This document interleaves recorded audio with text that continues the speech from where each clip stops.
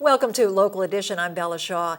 Ventura County Supervisor Linda Parks joins us to talk about parks. How about that as a segue, Linda? It's a great name. Yeah, it is. But we're talking about parks for the disabled, the kids that are marginalized a lot of times. Yeah, well, and also there usually aren't parks where you're going to feel safe if you have a child with a disability to let them, go and play. There's a lot of concerns, safety things. But what's unique about this special park that they're putting a playground in Thousand Oaks is it's being built for kids with autism, which you don't see too often, a park developed for that.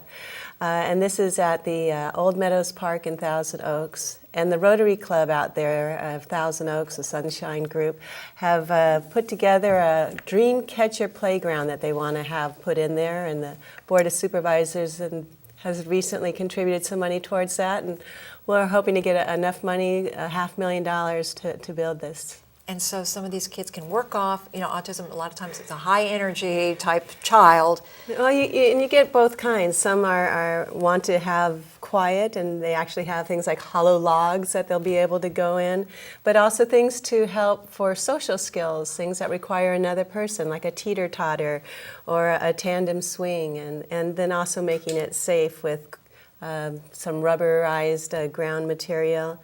And then for some kids who may not be, who might be more sensitive to the sun, they'll have umbrellas and cooling mists that will provide some shade for them and cooling. And actually some kids have trouble just being able to monitor their own temperature. So there's some nice features to this, as well as it being gated and fenced, so you know that your child's not going to wander off too.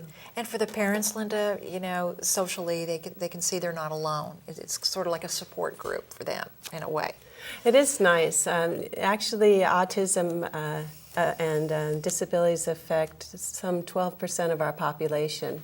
And then if you think about the siblings and the parents and the grandparents, that's about 1 in 3 people are affected by this. So how nice to be able to have a place where you feel safe to bring your child and that they can learn some good skills and enjoy themselves.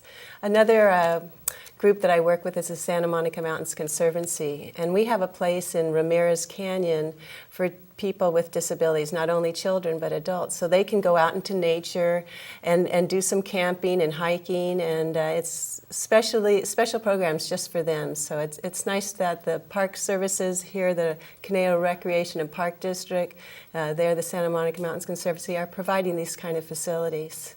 And for some reason, you read about autism, it affects boys, they're saying, more than girls. It's very controversial. We don't know what causes it. I mean, some say vaccinations, bad reaction to vaccinations. We just don't know, but it is increasing. It is increasing, and they're also finding it more in higher income children, higher income families. And in Ventura County, my district actually is a higher income area. And so I think it's appropriate that this is going in the Thousand Oaks area.